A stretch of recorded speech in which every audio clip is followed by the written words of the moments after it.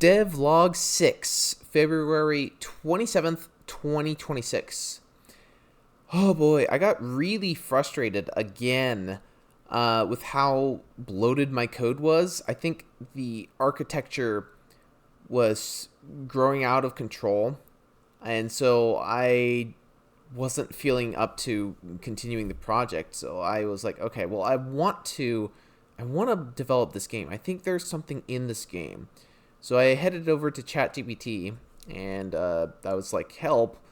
It's amazing how much ChatGPT actually helped as far as like reframing how to structure a Godot project. So what I did was I made a proof of concept game. I think one of the parts that was really frustrating to me was making a simulation of the battle and separating that from the animation.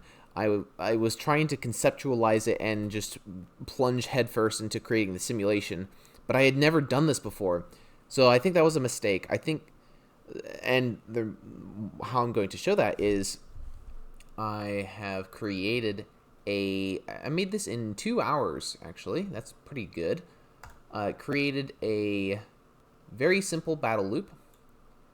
It's just a player and a ferret, and as you step through the game, the player attacks this ferret, and then the ferret attacks the player, etc., etc. Very simple game.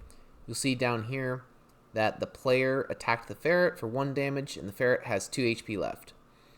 And you'll also see that as they attack, there's an animation that plays. So like when the ferret attacks, he'll move to the left side where the player is.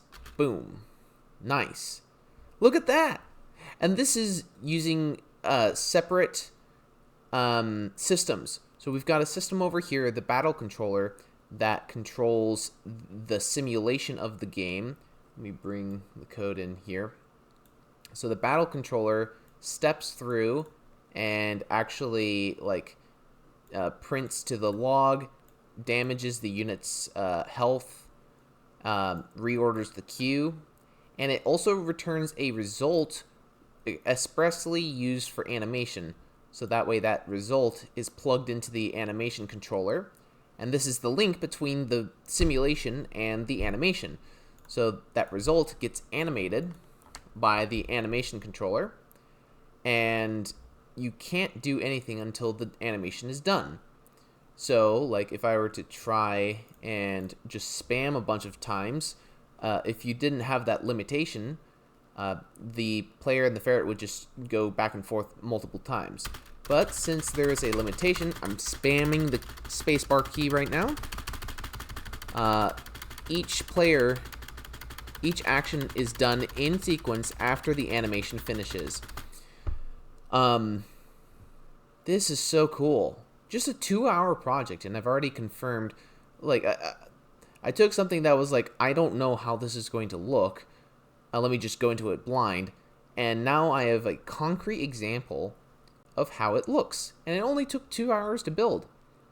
One of the challenges I had building this this little prototype, actually, was I was trying... some parts of it I was beginning to extrapolate and abstract beyond the scope of this tiny prototype. Like I was making a game state auto load, and yeah, you don't really need to do that. All you need to do is make what you need to make for the scope of your game. Don't abstract higher than what you need to make for your game. Oh, these are cool techniques and little tricks that I'm learning. So I'm probably going to scrap the previous project that I had that was just bloated and start over with my newfound skills of simulation, then animation. Animation reflects simulation, but simulation can't continue until the animation completes. And I'm going to try making the simulation for a game fully, and then